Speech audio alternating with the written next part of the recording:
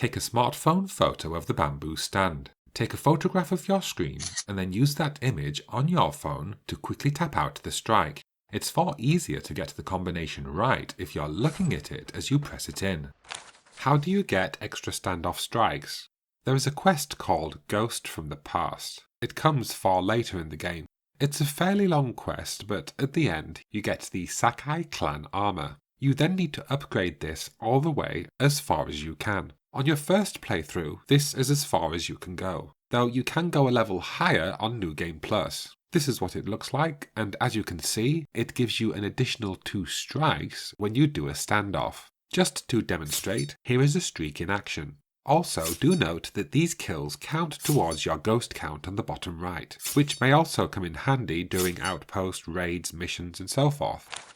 The evasive role has 3 benefits. The first benefit is during boss fights. It helps you put some distance between you and the boss, so you can reconfigure your fight plan and regroup your thoughts before being attacked again. The second benefit, and perhaps the best, is that you can regain your stamina with a roll. You will first need the roll evasion technique, which allows you to roll across the ground to avoid attacks. Then, if you are running around and you run out of stamina, you just press the dodge button twice in succession and you do a roll. After that, you can keep running. This has been present since the game was launched, and it hasn't been patched yet, so it must be a feature. The third benefit is that you can roll between cover to avoid detection. If you crouch and start a roll, then you are still crouched when you finish the roll, even if you roll more than once. The rules change slightly if you jump and do a roll. After this little maneuver, I had to press the crouch button when I was done, but otherwise, roll between cover, and it gives the enemy very little time to become aware of your presence. Let your horse do the steering. Just like Red Dead Redemption 2, if you don't aim your horse as you ride, then your horse will automatically miss the trees and will automatically jump over suitably sized objects. Don't try to ride around or avoid things like the bamboo forest, because your horse slips in between them automatically. Actually, your horse avoids most objects, and even the ones it doesn't avoid, it may still successfully jump over. Run to get out of the focus crouch. Using the focus hearing skill puts you in a crouch position. On the PlayStation you press the touchpad, and on PC Xbox controller it's the view button, or what some people call the back button. The quickest way to get out of the focus crouch position is to press the sprint button. Sprint is the left analog button. It is a far more efficient way of getting out of focus crouch because there's no input delay, which gets you standing and moving a lot more quickly. Get the Charm of Inari very early. Your map will be fogged over at first, but it's south of Kai's Pond, southeast of Archer's Rise, and north of Sakimori Overlook. Back up here is the starting area that you should already be familiar with. These wooden structures indicate the start of the shrine. I struggled with this puzzle, so here is a quickened version of how it's done. Even near the beginning of the game, when you get a bit of freedom, make a beeline for this charm, because it doubles the amount you collect when you are resource hunting, which makes it a big time saver. As the description goes, it increases supplies, predator hides, bamboo, and yew wood gained from collecting. Once you have your charm, do not climb back down. Instead, open up your map and fast travel somewhere, such as back to your home starting position. Do not waste time trying to climb back down. Some of the shrines have a Descend the Shrine button that takes you right to the bottom of the shrine. It could be handy if there are things down there that you still want, or if you don't fancy fast travelling away. Just a reminder, here is how you equip a charm. Go to Menu and over to Gear, down to the empty charm slot. Here is the Charm of Inari, and I press to equip. Down to the next slot to put in another charm, then down to the minor slot to put in whatever it will allow me.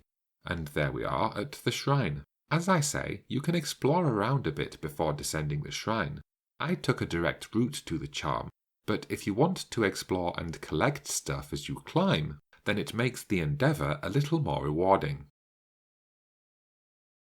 Maxed out kunai are good for boar hunting. Upgrade your kunai daggers to tier 3. It's something you can do fairly early. Boars often appear on the map in groups of 3. If you take down all 3 at the same time, and you have the Charm of Inari, you can earn a fair number of predator hides. I stay on horseback because I need to get fairly close for this to work.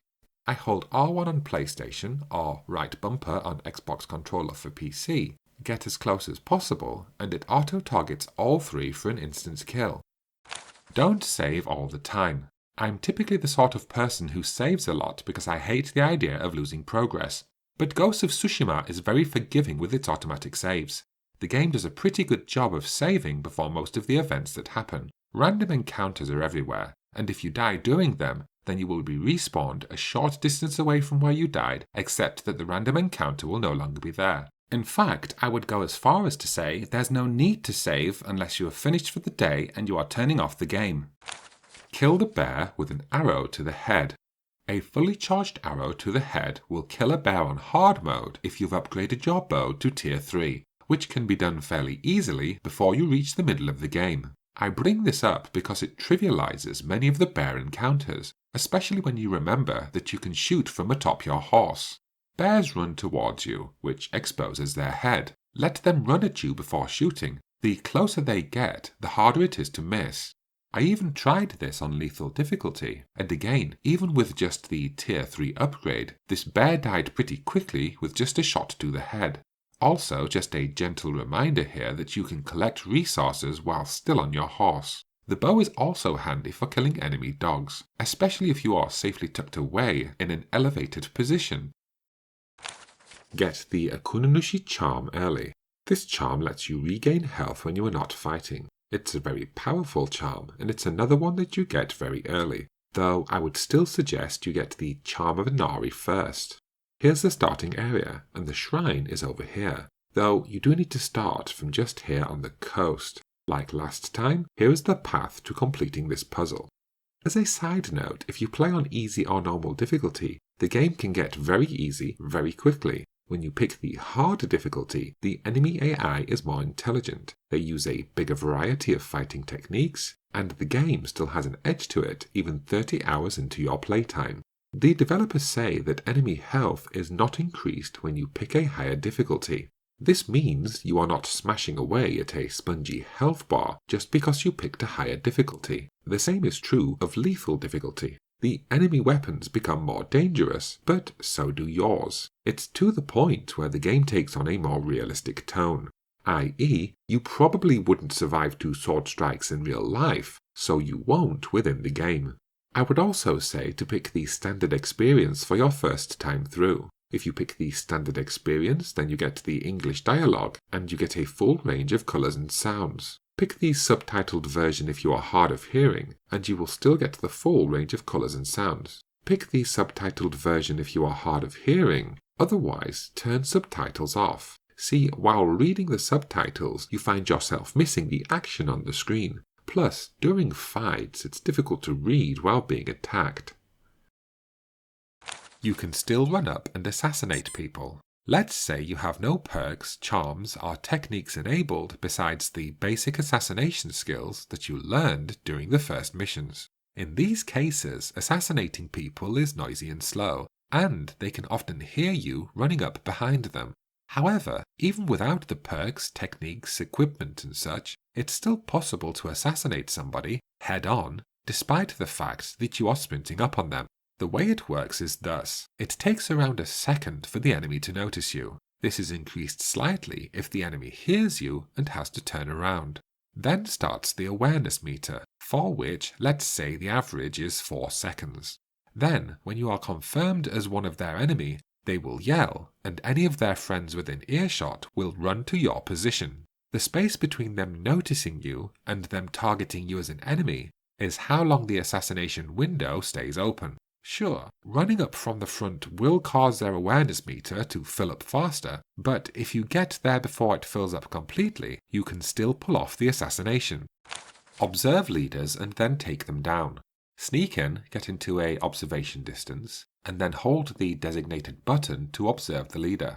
Do notice here that my view is very obstructed, and yet the prompt to observe is still available. There are designated spots where the game wants you to watch from. It doesn't really care if you have a partially obstructed view. The game only cares about if you are in the designated area. Obviously, you can just charge in and kill the leader without bothering to watch the leader doing anything. But if you want to learn the stances a little earlier, then do your best to sneak into Mongol territory and observe the leader. In this case, I was able to pull off a critical strike, and since this was an early enemy, it was a one-shot kill. In this case, due to the fact that I had taken down so many of the guards, the game gave me the option to challenge remaining enemies. This alerted the leader to my presence and dissolved any chance of me watching him or in fact getting any sort of sneak attack. Ergo, this is one of the very few occasions where challenging the remaining enemies is not a good idea. Parrying is far easier than it seems. In most games you have to press block right before the enemy strikes, but that's not how parrying works in Ghost of Tsushima.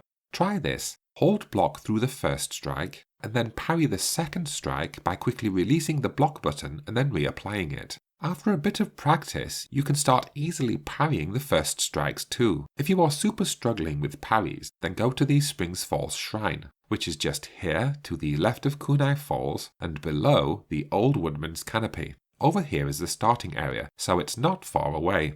Get the Mizuno Kami charm, and it widens the parry window, meaning you have more time to pull off a parry. As a result, this makes it easier to perform a perfect parry, which opens an enemy up for a critical attack. You can hold block and still dodge. This is another one that I wish I'd known a lot earlier in the game, and it's that you can hold block and still dodge. If you are engaged with an enemy, then when the red light appears, press the dodge button and you can dodge without ever taking your finger off the block button. Add this to the tip about parrying, you hold block and then quickly release it and reapply it. Well, knowing this, you can keep your finger on the block button almost all the time, tapping dodge when there's a red indicator and lightly releasing and repressing block when you want to parry. One of the reasons why the upgrades Unyielding Sword Parry and Unyielding Spear Parry are so useful for me is that they save you having to dodge as often. Nevertheless, at least during the early game, every now and again practice holding block and then dodging. Reward points mean the end of a combat encounter. When a random encounter ends, you get your legendary reward points. Take note that this comes when the encounter is over, and more specifically, when the danger is over. There are several times when I thought the danger was over, and yet it turns out that there were one or two more enemies kicking around waiting to strike. Again, this is why you should always challenge the remaining enemies, if you're given the chance. It is yet another way to be sure that the area is clear and the danger is over.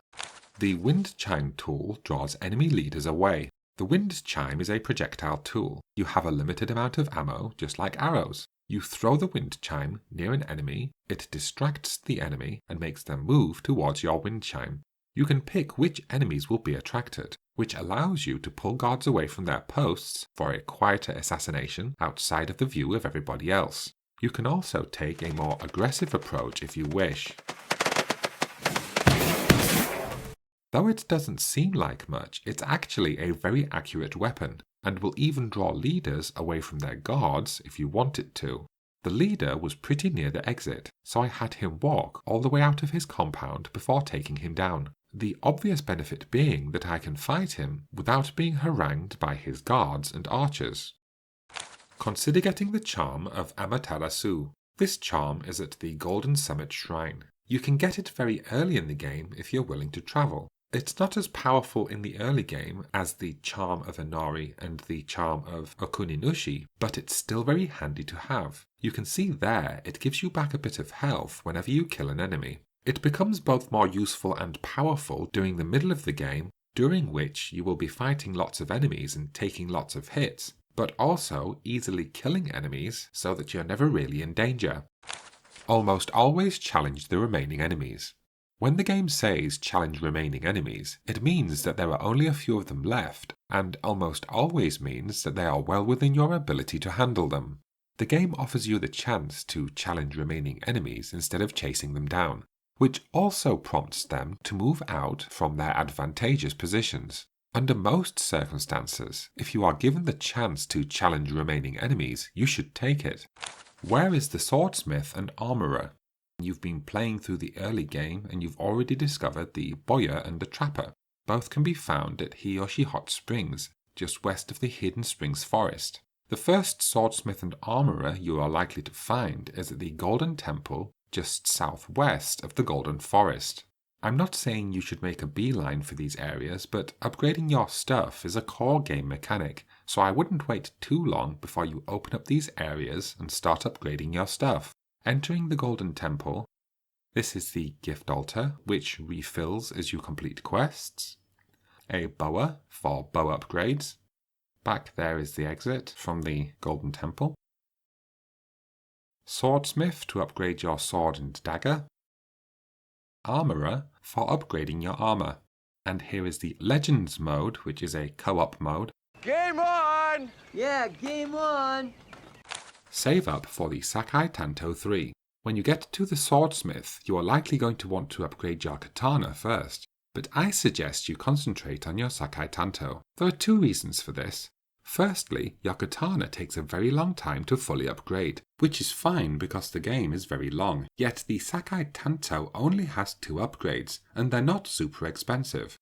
Secondly, it makes assassinations a more viable battlefield tool, making them quicker and quieter. Stealthing around a heavily guarded base, quickly taking down one enemy after another, becomes more efficient and more clandestine. Both katana upgrades and Sakai Tanto upgrades cost supplies and iron, so I suggest you prioritize your Sakai Tanto first, just to get it out of the way. After that, you can start investing iron and supplies into your katana at your own leisure. Don't try to defog the map. For the first part of the game, you will probably stick with the Traveler's Attire because it helps you defog the map more efficiently, and it gives you cues as to when collectibles are near using the green glowing bug and controller vibration. It is worth upgrading early, especially for when you get to New Game Plus, where it allows you to go up to level 5 upgrades for quicker fog clearing. However, be aware that as you complete the quests on each island, it opens up and defogs the rest automatically, thereby showing your discovered areas as their various icons, and showing you anything you haven't discovered as a question mark. Do not worry about the exploration skills. This ties into the advice about not trying to defog the entire map. The map reveals itself as you complete each island, after which all you have to do is visit each question mark and grab whatever benefits or items are waiting. But wait, what about the singing crickets, Mongol artifacts and such? Well, go to your map screen, and then down here is the option for the guiding wind, which for me is accessed by pressing right on the D-pad. You can then choose to have the guiding wind direct you to the nearest banner, artifact, record, and so forth. Plus, you already have this ability, it's not something that you have to unlock. A fight stance's memory trick. As with most players, I had to begrudgingly learn how to use the stances because they play such a big part in the game's combat system. Still, if you are playing on PlayStation, there is a handy trick for remembering what each stance does. The X represents regular sword fighters, and it looks like crossed swords. The circle represents shield enemies, and it's round like a shield. The triangle is for spear enemies, and the triangle looks like a spear tip. The square is for larger enemies, and some of them use that very large rectangular shield. This memory trick just helped me remember which is which, so that I didn't have to look at the selection menu symbols each time I wanted to switch stances. Most of your stuff carries over into New Game Plus. You keep your charms, armors, weapons, and all that sort of stuff. The biggest things you don't carry over are your supplies and materials, so it's highly suggested that you use them all up and upgrade your current stuff as much as you can before you start New Game Plus. When you have visited all 20 hot springs and have fully maxed out your health, then you can get the Fundoshi clothing, which is little more than a loincloth. However, like several pieces of armor, you receive them so late in the game that they're almost pretty useless. But by the time you get to New Game Plus, you have all of these fantastic items from the very start of the game. Which is another reason why you should try to complete as much of the game as possible before you start New Game Plus. Where to find silk? Final upgrades on armor require silk, which is sold by 4 trappers, maybe 5, and they are all located in later stages of the game. Rare items are only sold once by trappers, by which I mean the rarer items don't restock. Once you've bought them, they're gone forever. There is one here, for example, who sells steel and gold, which I do suggest you also buy if you come across it on your travels. Here is one at Umugi Cove. Primarily, silk is earned in the main game and through side quests, and then sometimes through side challenges. You can see here on this mission description, it says that it rewards you with silk, though many of the mission descriptions do not. For example, this mission here, Whispers in the Wind. I found some silk just lying around on the floor, so there's really no in-game way of telling which missions will offer up silk and which will not. In New Game Plus, silk can be purchased from Baku the Voiceless. He lives on the island in the middle of Izuhara Lake in the Ariake Prefecture within the Izuhara region. You can't miss him because he's the first objective marker when you start New Game Plus. How to enable and use custom loadouts.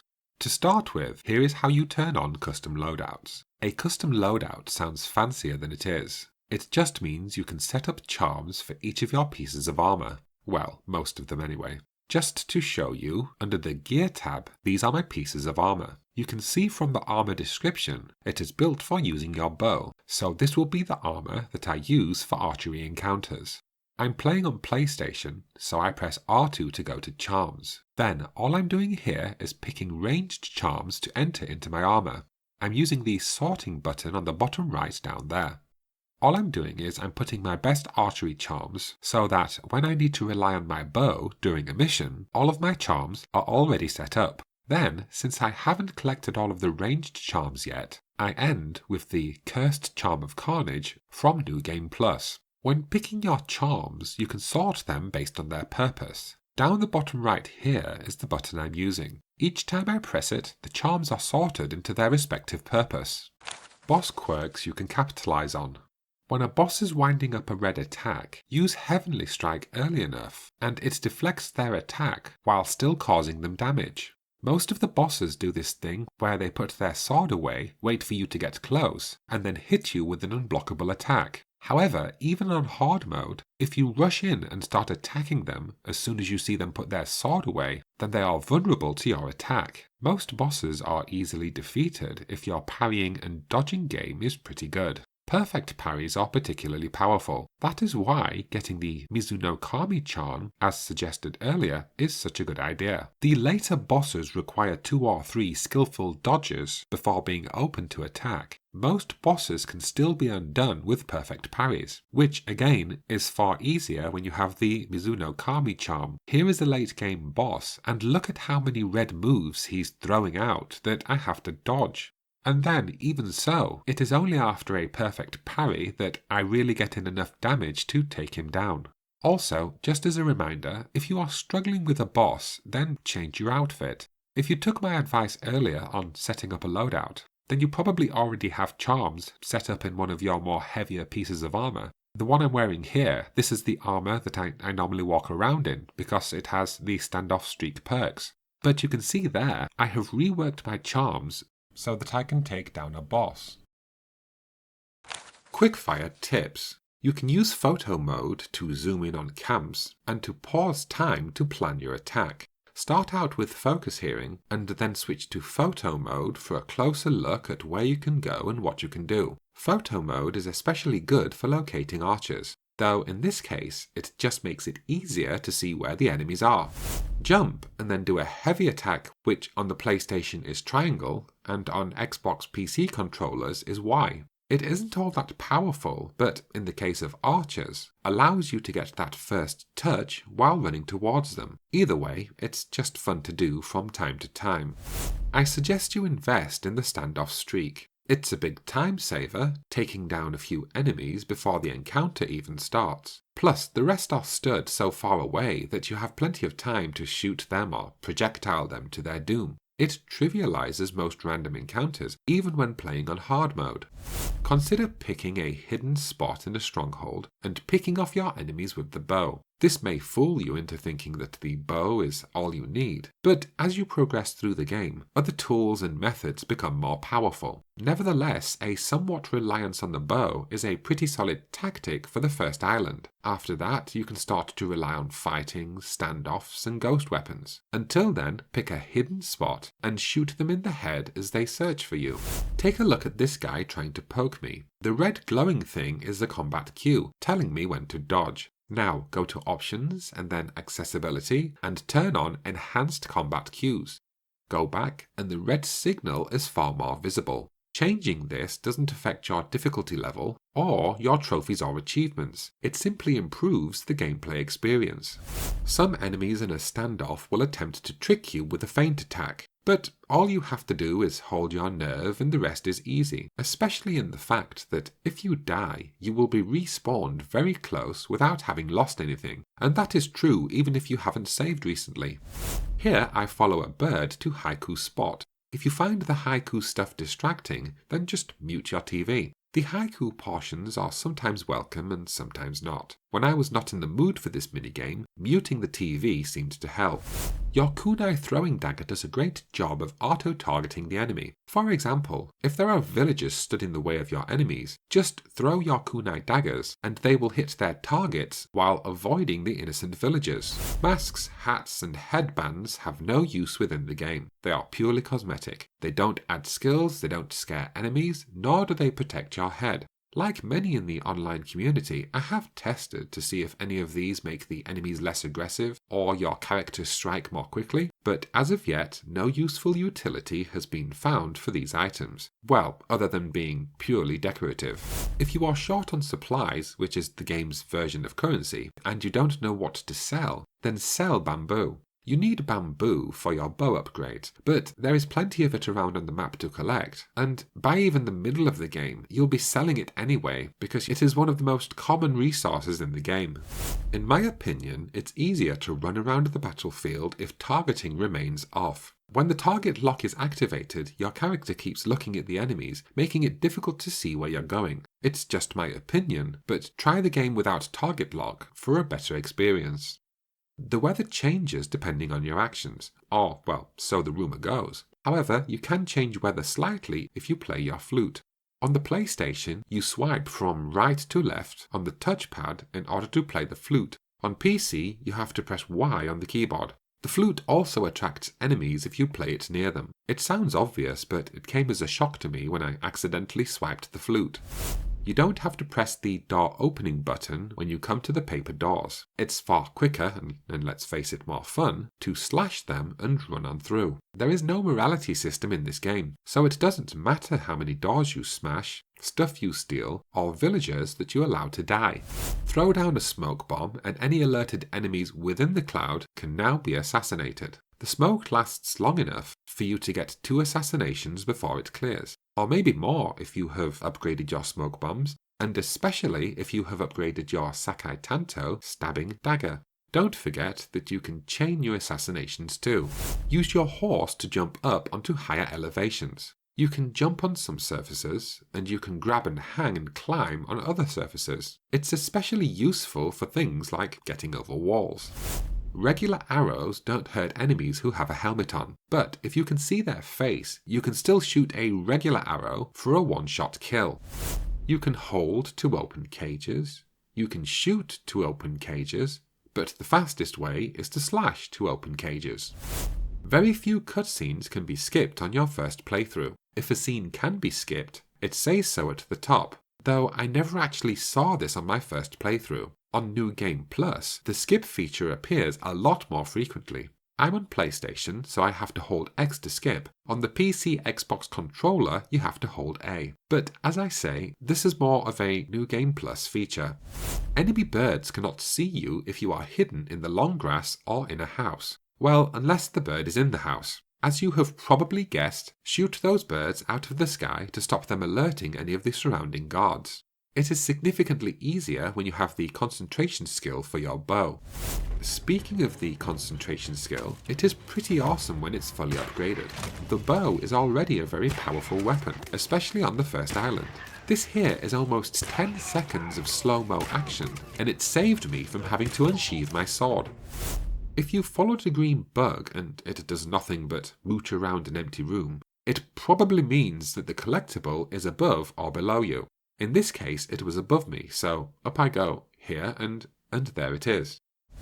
In my experience, there is stuff on top of the big temples. You've probably seen those yellow flapping birds around the bottom of this thing, especially the one at Golden Temple. You climb up here using the grappling hook, all the way to the top. In this case, it's just another collectible. The same goes for this one here. This was later in the game.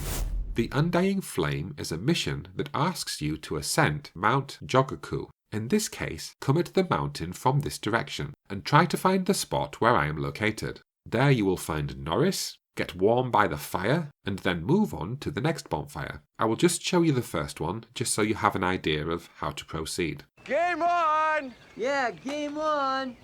So, here's the second bonfire. From here, move on to the next bonfire, and so forth. Once you have fully upgraded your sword and dagger, feel free to sell any of the remaining iron that you have, because you won't need it, and it doesn't carry over into New Game Plus. Try not to sell it before you've fully upgraded your sword and dagger, because it is fairly difficult to collect in larger numbers. In New Game Plus, the Charm of Carnage is kind of worth it, even though it offers no real in-game benefits. I wouldn't say that it makes the game comedically more bloody, but there's a fair amount of splatter down there on the floor. Destiny divides our souls.